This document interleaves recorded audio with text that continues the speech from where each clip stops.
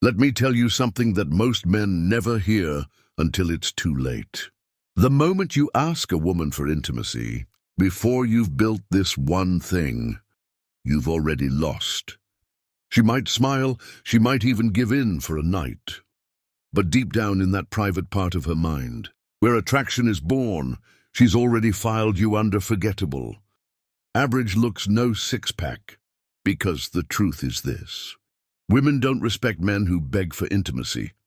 They respect men who build an energy so strong that she's the one leaning in. Now, before we break this down, almost pleading for it, have you ever wondered why some guys, nothing flashy, still seem to have women chasing them? And yet other men who are desperate, nice or overly eager get ghosted after the first date. It's because intimacy is not something you ask for. It's something you draw out of her by who you are, by what you embody. Marcus Aurelius once wrote, "Waste no more time arguing about what a good man should be. Be one, and the same applies here. Waste no more time asking for intimacy. Become the man she craves intimacy with." Let's cut through the illusions. Most men believe that attraction is built through words, tricks or pickup tactics, that if you say the right line or time things perfectly, she'll fall into your arms. But that's an illusion, and it's why so many men end up bitter, frustrated and confused. Women don't crave words, they crave presence. They crave the grounded strength of a man who doesn't need her validation, but whose very being makes her want to give it. This video is not about manipulation. It's not about cheap tactics. It's about rewiring the way you see yourself as a man, so that intimacy isn't something you ever have to ask for again. Because once you embody these truths, you'll never have to wonder if she desires you. You'll feel it in how she looks at you, how she leans closer when you speak, how she invests in earning your attention instead of you begging for hers. So let's break down the 7 foundations you must build before you ever think of asking a woman for intimacy. 7 psychological and Stoic principles that will flip the dynamic forever. 1. The frame of self-control. The first foundation you must build is self-control. Not just in your words, not just in your actions, but in your very energy. A man who cannot control himself, his impulses, his desires, his need for validation will always end up controlled by women. And here's the brutal truth. Women test men for this exact reason. They want to know if your desire for them is stronger than your control over yourself. If it is, you fail. If it isn't, you become unforgettable. Psychologists call this reactivity. The more reactive you are to a woman's beauty, her touch, her attention, the more she subconsciously places you in the category of men she can toy with. But the man who is non-reactive, the man who can look at her, desire her, and yet not need her, that man awakens something deeper. Because intimacy to a woman is not just about the physical act. It's about entering the orbit of a man who can lead her emotions without being enslaved by his own. Think of Tom, he's 48, successful in his career.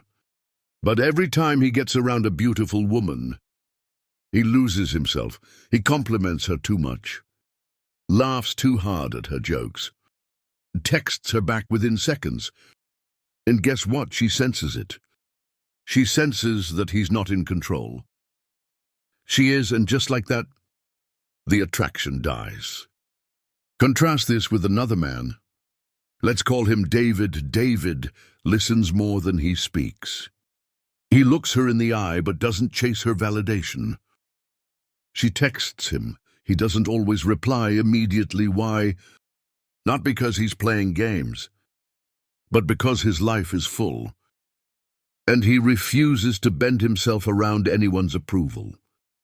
Which man do you think she dreams about at night? The Stoics understood this centuries ago. Epictetus said no man is free who is not master of himself. And this is where attraction truly begins. If you cannot master your need for intimacy, she will sense it. But if you master yourself, She will feel drawn into your gravity. The takeaway: stop asking. Stop chasing, master your frame. And intimacy will chase you. 2, the energy of purpose. The second thing you must build before you ever think of intimacy is purpose. Men who orbit women as their mission inevitably lose them. Men who place women as their reward for a greater mission, they magnetize them. This isn't just philosophy. It's biology. Evolutionary psychology proves that women are wired to desire men who pursue something greater than themselves. Because if your entire focus is her, you've already disqualified yourself as a leader. Purpose is intoxicating. Think about it.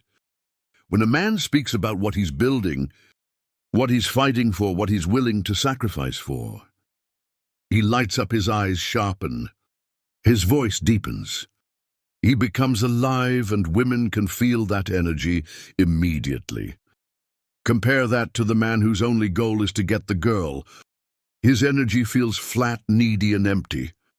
She might entertain him for a while, but she'll never stay. Marcus Aurelius wrote, "A man's worth is no greater than his ambitions." If your ambition ends at her body, then your worth in her eyes is already cheap. But if your ambition stretches beyond her, if it reaches into building, creating, mastering yourself, then you become a man she can't stop thinking about. Picture this: Alex is in his 30s. He's not rich yet, but he's obsessed with building his own fitness brand. When he talks about it, people lean in. His focus, his discipline, his determination, it radiates. Women who meet him sense that energy and they're drawn to it.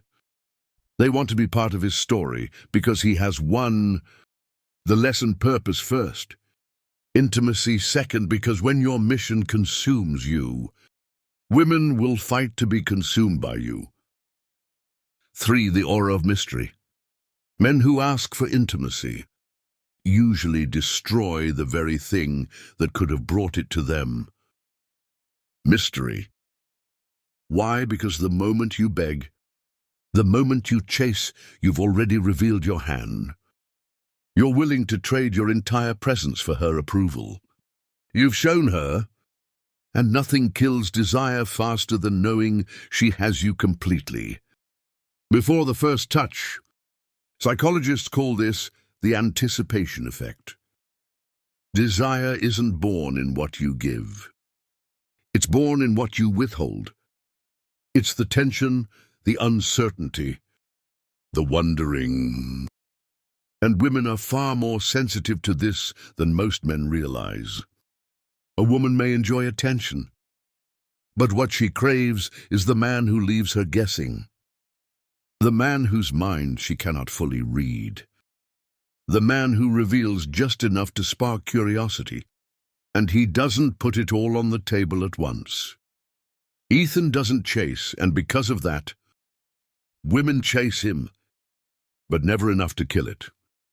Look at Michael, 39. Good-looking, financially stable, charming, but every time he meets a woman he's interested in, he floods her with messages, compliments, confessions. "I really like you. I want you. I'm thinking about you." He thinks he's being honest. But what he's really doing is suffocating the flame. Because fire doesn't grow when you pour gasoline all at once. It grows when you feed it slowly. Now picture Ethan. Ethan is calm. He listens more than he reveals. He speaks with weight, not with excess. When she asks about his past, but because his life is layered, he gives her glimpses, but not the whole book. When she wonders what he's thinking, he doesn't always answer, not because he's playing games. Now let's move deeper beyond mystery. Beyond purpose lies something rarer: calm. In a world where most men panic at rejection, if you break, she loses respect. Seneca once said, "It is part of the cure to wish to be cured." Mystery works the same way. A woman must wish to know you. She must burn with curiosity to enter your inner world. If you hand it over without restraint, she loses the desire to open it herself. The lessons stop giving everything away. Your past, your feelings, your desire, they are not gifts to throw at her feet. They are doors, and she must earn the key for the calm in chaos. He meets a younger woman, where they collapse at a woman's indifference. The man who stays calm becomes godlike in her eyes. Because calm is strength, and strength is the root of masculine energy. Think about the last time you texted someone and they didn't reply. Did you feel your heart rate rise?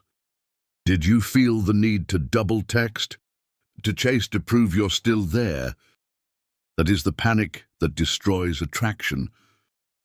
Women test for this constantly, sometimes without even realizing it.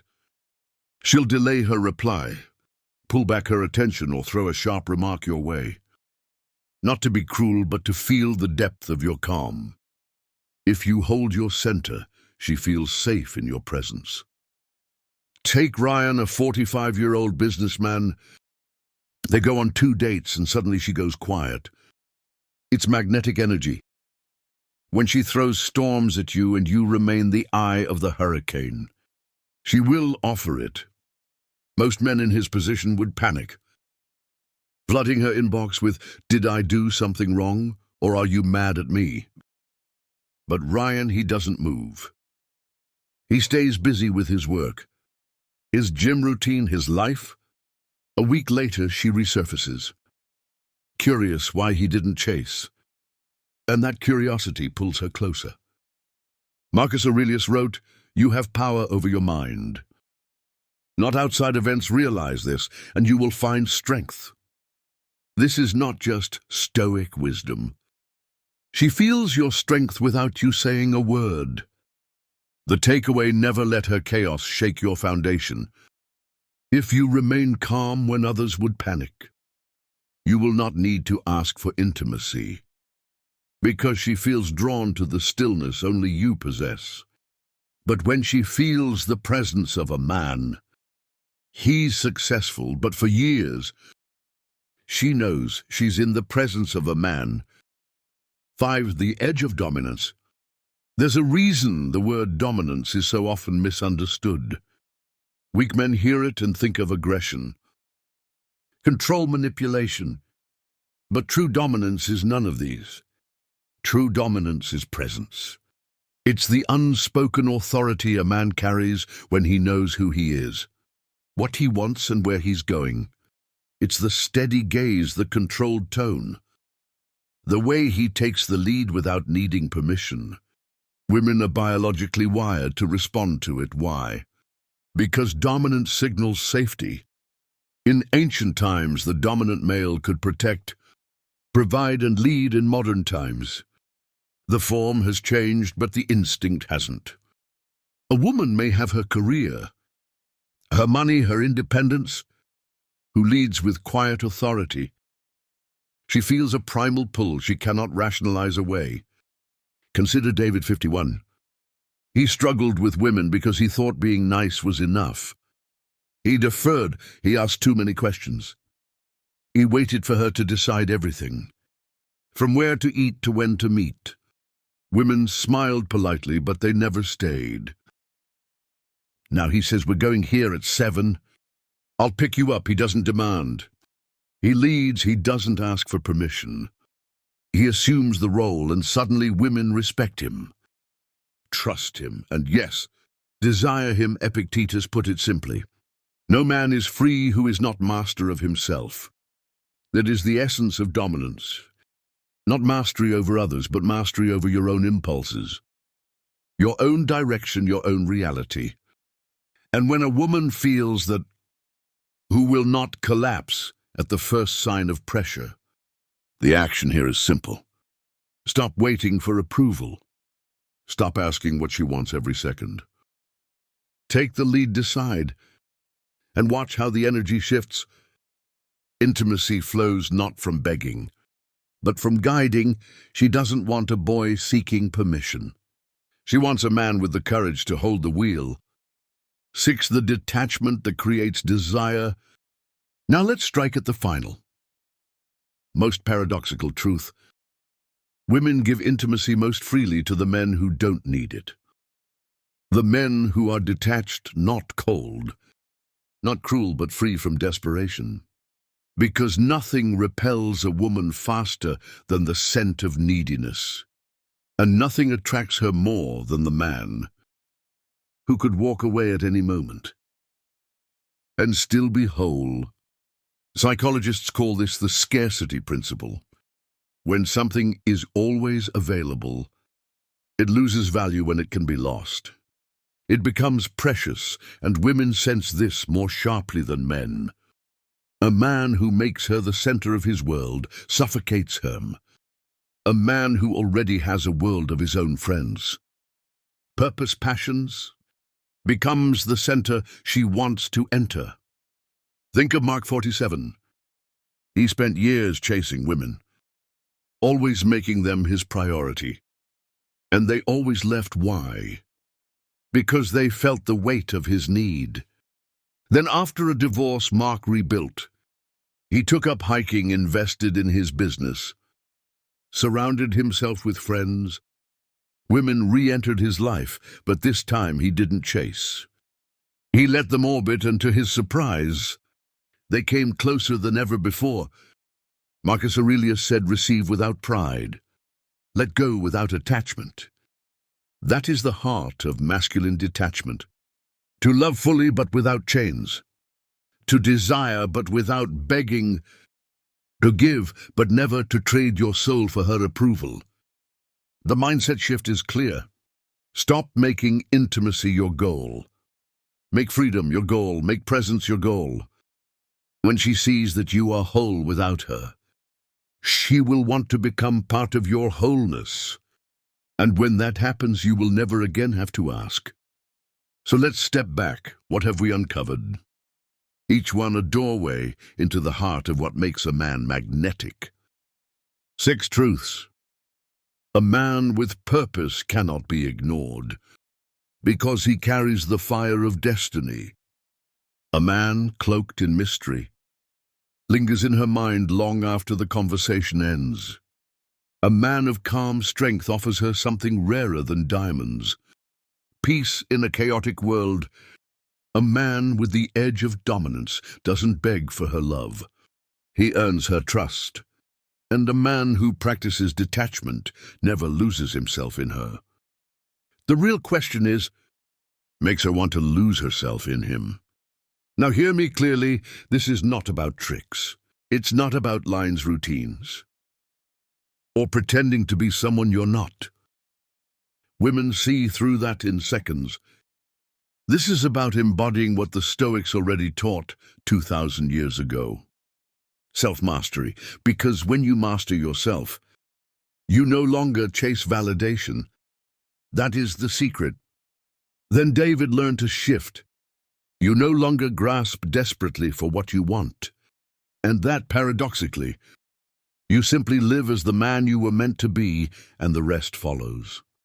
Seneca wrote, "He is most powerful who has himself in his own power." That is the reason women give themselves freely to certain men. Will I step into the kind of man women want to surrender to? You no longer shrink in fear, because those men are not slaves to desire. So the question is not how do I get women to give me intimacy? They are kings of themselves. Not because I demanded it, not because I manipulated them, but because my presence left them no choice. Brother, if these words have stirred something in you, if you feel that fire in your chest, the call to rise higher, then I invite you to carry it forward. Start by mastering yourself. Start by reclaiming your purpose, your calm, your dominance, your detachment. That is the path of the Stoic man. That is the path of true freedom.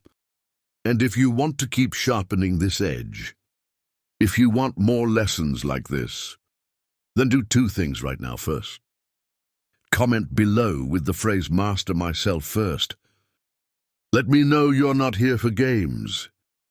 You're here for transformation. Second, subscribe to this channel. Because every week I'll be here with you cutting through the lies, delivering the truths most men will never hear, and pushing you to rise as the man you were meant to be. Remember this, women do not fall in love with the man who begs. They fall in love with the man who leads.